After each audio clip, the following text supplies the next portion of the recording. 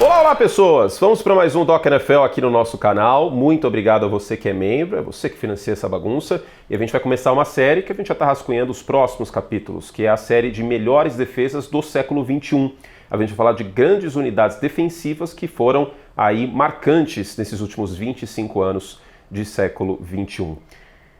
Com uma licença poética, eu sei que o ano de 2000 não é século XXI, mas eu acho que pede a gente ter essa unidade para começar, essa unidade defensiva para começar essa série, porque talvez seja a melhor de todas essas que eu vou falar. Então, vamos ser justos, né? Ela precisa estar aqui, mesmo que não seja século XXI, o ano de 2000. Antes de mais nada, se inscreva no canal, venham com a gente, tá? Para mais documentários. Se você quer ajudar o fomento desses vídeos, seja membro para cada vez mais. Os membros têm acesso antecipado a esses documentários, inclusive. Então considere se juntar ao Like Plus, que tem muito mais vídeo e acesso antecipado, entre outras regalias, tá bom? E o nosso vídeo é trazido a você também pela Invictus. Daqui a pouco a gente fala sobre, no final desse primeiro bloco, que eu vou contar um pouquinho do contexto desse Baltimore Ravens de 2000. Os Ravens, eles não existiam há muito tempo quando foram campeões em 2000, e parece um tanto quanto esquisito eu falar isso, mas é verdade. Os Ravens são o Cleveland Browns original. O Cleveland Browns foi fundado lá atrás, nos anos 40, com o Paul Brown, permanece em Cleveland durante muito tempo, é campeão da NFL antes da era Super Bowl múltiplas vezes, boa parte delas com o Otto Graham, mas também no início dos anos 60 com o Jim Brown, que aliás é o único MVP da história da NFL no ano de calouro, e aí passa por vacas magras e um tanto quanto uma maldição atrás da outra nos anos 70, principalmente nos anos 80, com The Drive, The Fumble, perdendo o final de conferência americana consecutiva contra o John Elway, e também, em certa medida, nos anos 90. No início dos anos 90, o Cleveland Browns contrata a melhor mente defensiva da NFL para a temporada 1991. E esse cara você certamente conhece. Ele se chama William Bill Belichick. Mas é o Bill Belichick do velhíssimo testamento. E aí, Cleveland até arruma a casa, embora o Belichick tenha comprado gente, briga com muita gente, inclusive com a cidade, porque ele coloca no banco o Bernie Kosar, grande ídolo na posição de quarterback de Cleveland nos anos 80. Cleveland consegue uma vitória em pós-temporada com o Belichick em 94, mas em 95, o dono do time, o Art Modell, ele decide mudar a equipe de Cleveland, uma das franquias históricas da NFL, para Baltimore, que tinha perdido os Colts no início dos anos 80 para Indianapolis. Baltimore estava sem time desde então. Seria o equivalente hoje ao New York Giants, ou o San Francisco 49ers, ou o Green Bay Packers mudar de cidade, o Cleveland Browns mudando de cidade no meio dos anos 90. E aí o que acabou sendo decidido é que o time, a estrutura, mudaria para Baltimore a partir de 96, com uma nova identidade, como os Ravens, né, em homenagem ao poema do Edgar Allan Poe, e aliás os três mascotes de Baltimore chamam Edgar Allan e Poe, e o Cleveland Browns entraria em um hiato e voltaria em 1999, permanecendo com a história de Cleveland. Mas tem uma pegadinha, porque as escolhas do draft de 1996 do Cleveland Browns virariam escolhas de draft de 1996 do Baltimore Ravens, e uma delas é a primeira base e o grande ídolo da história da franquia, Ray Lewis, grande ídolo e líder dessa unidade defensiva e da franquia como um todo. Já em 96, com uma escolha que era originalmente dos Browns, os Ravens escolhem o Ray Lewis. E no ataque, aliás, que eu vou falar um pouquinho menos de ataque no vídeo de hoje, mas tem o Jonathan Ogden, que é um dos melhores jogadores de linha ofensiva aí de sua geração. Na sequência, a gente também tem outras adições dos anos posteriores. Em 99 chega o Chris McAllister, que eu acho um cornerback um tanto quanto subestimado. E o trabalho do Ozzie Nilsson como general manager, ele continua muito positivo, né? O Ozzie Nilsson, que até o final dos anos 2010 fica como general manager do Baltimore Ravens, eu acho que é o principal responsável por Baltimore ter os dois grandes ídolos da história da franquia. Eu sei que o Joe Flacco ganhou o Super Bowl com os Ravens, mas seria o Lamar Jackson e o Ray Lewis do outro lado da bola. Para a temporada de 2000, como um todo, no final dos anos 90, vai chegando também alguns veteranos muito importantes, né? Chega o Tony Siragusa e o Sam Adams para o miolo da linha defensiva, a gente já vai falar sobre eles, peças muito importantes, porque na época a NFL era mais terrestre, então você tem uma defesa terrestre mais forte, era para lá de importante também, e aquele núcleo também tinha o Rod Woodson como safety, um dos melhores safeties da sua geração. Era uma defesa, portanto, muito forte, basicamente sem problemas. Em 99, ela foi a sexta em pontos cedidos por jogo. Já foi uma defesa que foi mostrando que tinha algo em potencial para ser especial no ano seguinte. Talvez não tão especial como foi, porque você vai ver ao longo desse vídeo que a coisa foi sobrenatural de especial. Era uma defesa que tinha uma identidade física, parar o jogo terrestre, ser física e aterrorizar os quarterbacks adversários. Era uma defesa que sabia que precisa mostrar serviço independente de quem fosse o quarterback do outro lado e o seu próprio quarterback. e a gente vai ver ao longo desse vídeo o porquê que essa defesa marcou tanto época e até hoje é tão mencionada como uma das melhores, não só do século, mas da história da NFL. E pensando em defesa física com identidade, que não desiste e que dá o 100% de si, a gente traz para vocês o nosso patrocinador, que é a Invictus, também com seus produtos táticos, que são duráveis e tudo mais, mochilas, que cabe um monte de coisa, copo térmico que tem aqui, esse aqui, que eu tô com vários adesivos que eles vendem lá também, dos Bears, e teu cupom CURTE, para você comprar com 10% de desconto na Invictus. Aproveita, vai lá que tem bastante produto licenciado da NFL, você pode usar esse cupom para comprar esses produtos. Obrigado, Invictus, por financiar essa bagunça também no nosso vídeo. Vamos contar um pouquinho mais dessa história e um pouquinho mais dessa defesa. Em 2000, sob o comando de Marvin Lewis, os Ravens adotaram uma formação 4-3 clássica, altamente disciplinada. Com 4 homens na linha e 3 linebackers, a defesa explorava o auge físico e intelectual de Ray Lewis, que comandava o front seven com liberdade para caçar jogadas de um lado ao outro no campo. A filosofia era clara: parar a corrida primeiro, forçar o passe e então atacar com tudo. E deu certo. A defesa eliminava o jogo terrestre dos adversários antes mesmo do intervalo. O impacto foi imediato. Os Ravens permitiram apenas 60 jardas corridas por jogo, a menor média da história da NFL, uma temporada de 16 jogos. Em um dos momentos mais simbólicos, o astro Corey Dillon, running back dos Bengals, simplesmente desistiu de voltar a campo depois de ser limitado a 9 jardas em 12 corridas. A mensagem era clara: correr contra Baltimore era perda de tempo. Estatisticamente, a temporada foi histórica. A defesa liderou a liga em praticamente todos os quesitos. Foram 4 jogos sem ceder pontos, chamados shutouts, e apenas 165 pontos permitidos ao longo de toda a temporada regular. Para você ter ideia, isso dá uma média de 10,3 pontos por jogo, um recorde para a era moderna da NFL. Além disso, o grupo forçou 49 turnovers. Era uma defesa que não apenas contra-atacava os ataques, ela os destruía.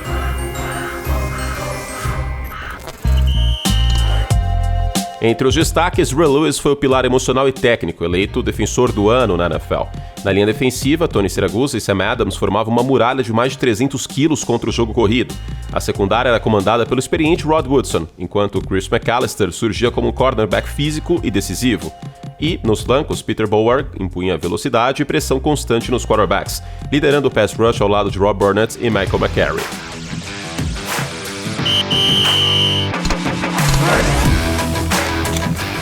Essa combinação de talento, esquema inteligente e mentalidade coletiva fez a defesa dos Ravens de 2000 uma verdadeira fortaleza. A cada jogo, ela se consolidava como uma das unidades mais temidas e eficientes da história da NFL. Pois bem, aquele ano seria um ano para lá de especial. Baltimore sairia de 8 para 12 vitórias. E até 2000, Baltimore nunca sequer tinha ido à pós-temporada. A última vitória em pós-temporada, entre aspas, do time, havia sido como Cleveland, ainda em 1994. Aliás, essa vitória foi a última vitória em playoff de Cleveland até aquele jogo do Baker Mayfield como quarterback dos Browns contra os Steelers. É esse jogo aí. Então a seca, em tese, já durava pelo menos 6 anos, mas considerando Baltimore para frente, 96, 97, 98 e 99. 99 eles tiveram 8-8 de campanha, e aí a coisa parecia que ia mudar em 2000, certo? Na defesa sim, mas o ataque do Baltimore Ravens, meus amigos, que ataque medonho. Eu fiz o exercício de assistir algumas partidas desse time antes de fazer esse documentário e não tinha absolutamente nada para funcionar. Era o Jamal Williams correndo com a bola e, além do Jamal Lewis, eu falei Lewis ou Williams? Jamal Lewis, que aliás teve uma temporada de 2.000 jardas, mas não essa de 2.000. E no jogo aéreo é o Shannon Sharpe, sabe, o tight end que virou canalista de TV, aliás passou por uma polêmica recentemente. E acabava aí. Os Ravens tinham o Tony Banks de quarterback. E para você que está ouvindo um monte de nome e para pensar, tá, Curte, o que significa isso tudo? Eu vou resumir. Imagina o New York Jets com Justin Fields de quarterback, que é mais interceptado do que o Justin Fields, porque o Tony Banks era naquela época, com o Travis Kelce em fim de carreira jogando por essa equipe e correndo com a bola como se não houvesse amanhã. Esse era o ataque do time. E o resultado não foi positivo. Durante todo o mês de outubro, e eu vou frisar, todo o mês de outubro, durante toda a pós-temporada do beisebol, o Baltimore Ravens de 2000 não anotou nenhum touchdown ofensivo. E é aí que mora o pulo do gato. A defesa dos Ravens poderia colapsar esse vestiário, poderia ter um racha no vestiário, porque existe essa questão num time de futebol americano. Quando o ataque vai muito mal, a defesa às vezes larga os pontos porque é frustrante. Eu vou dar um exemplo. O Jacksonville Jaguars, da era Blake Bortles, chega na final da Conferência Americana em 2017 e aí depois o time vai perdendo gás. O Chicago Bears é campeão da divisão em 2018 e aí a defesa vai falar, Mitchell Trubisky, sai o Vic Fangio, claro, né? Isso é um fator, mas a defesa vai perdendo gás. Não é incomum ver uma defesa que carrega um ataque, muitas vezes entregando os pontos porque ela chega no limite dela. Não foi o que aconteceu naquele ano. Vários jogadores daquela unidade, eles deram declarações públicas, tanto na época como muito depois, dizendo que a defesa encarou como um fardo positivo. Tipo, beleza, já que é um quarterback XYZ, um NPC lá de quarterback, a gente vai anotar touchdown e tá tudo certo. E era isso exatamente o que aconteceu. E foi algo que veio de cima para baixo. Por quê? O Marvin Lewis, sim, aquele Marvin Lewis que foi head coach dos Bengals durante 40 anos, e cujos resultados não foram tão bons assim, pensando em pós-temporada, aquele Marvin Lewis era o coordenador defensivo dos Ravens de 2000. E ele instigava essa defesa, muito talentosa, a ter ela que anotar touchdowns. E foi justamente o que começou a acontecer. Mas não só, as lideranças em termos de veteranos daquele time, o Ray Lewis já era um veterano em 2000, líder absoluto daquela unidade, melhor linebacker da NFL, talvez um dos melhores da história, ele instigava também seus companheiros a anotar pontos, que era o que precisava, porque o ataque não iria anotar com frequência. Tony Siragusa, Rod Woodson foram peças muito importantes pensando nisso naquele ano. Na segunda metade da temporada, o time até deu uma engrenada quando você troca o quarterback. Sai o Tony Banks e entra o Trent Dilfer, que era um grande flop, né? O Trent Dilfer chegou a ser uma escolha de primeira rodada em Tampa, acabou não vingando, discutivelmente um dos piores quarterbacks a vencer um Super Bowl na história, né? Vamos colocar isso aí, porque você já sabe nessa altura do campeonato que eles venceram o Super Bowl, né? Por isso que eu tô fazendo esse vídeo também. Mas deu até uma melhorada. E com isso, os Ravens terminaram o ano em segundo colocado na sua divisão com 12-4 de campanha. Sim, 12-4 e eles terminaram em segundo lugar. E você que talvez não acompanhasse a NFL naquela época vai ficar um tanto quanto surpreso quando eu te contar que o campeão de divisão foi o Tennessee Titans. E você vai olhar e falar, Tennessee Titans ganhou o título da divisão e Baltimore ficou em segundo? Pois é, na época a gente não tinha ainda a NFC North, a AFC North, na época era a divisão central nas duas conferências, tanto americana quanto nacional, e os Titans faziam parte da AFC Central, também tinha o Jacksonville Jaguars e os outros times que hoje são aí da AFC Norte. Então, Tennessee com 13-3 de campanha e Baltimore com 12-4. Esse foi o desenho de como ficou a divisão e projetando, pensando na pós-temporada da AFC. Um momento completamente diferente da AFC, diga-se, porque Denver começava a perder força depois da aposentadoria do John Elway, tinha aposentado após o Super Bowl em 98. Os Raiders estavam muito bem naquela época. Os Colts com Peyton Manning começavam a querer subir de produção, né, especialmente depois de 99. E os Ravens apareceram com aquela defesa fantástica. Tennessee também era uma potência naquele ano, considerando o contexto como um todo. Vamos contar um pouquinho mais sobre essa história agora. Nos playoffs, a defesa dos Ravens atingiu seu auge. No Wild Card enfrentaram o Denver Broncos, um dos melhores ataques da temporada. Baltimore impôs sua identidade logo no início. Dominou fisicamente, forçou erros e venceu por 21-3. Nenhum touchdown cedido, apenas um field goal. O recado estava dado. A defesa se recusava a ceder território, mesmo sob pressão. Na rodada seguinte, na semifinal da Conferência Americana, os Ravens enfrentaram o Tennessee Titans fora de casa, o melhor time da temporada regular em campanha. O jogo foi duro, empatado até o terceiro quarto, mas a defesa decidiu. Primeiro um field goal bloqueado e retornado para touchdown, o time de especialistas aparecendo. No último quarto, o Ray Lewis interceptou um passe de Steve McNair e correu 50 jardas até a end zone para sacramentar a vitória. Vitória esta por 24-10.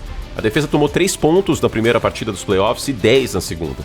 Neste, segurou o jogo terrestre e forçou os erros que decidiram a partida.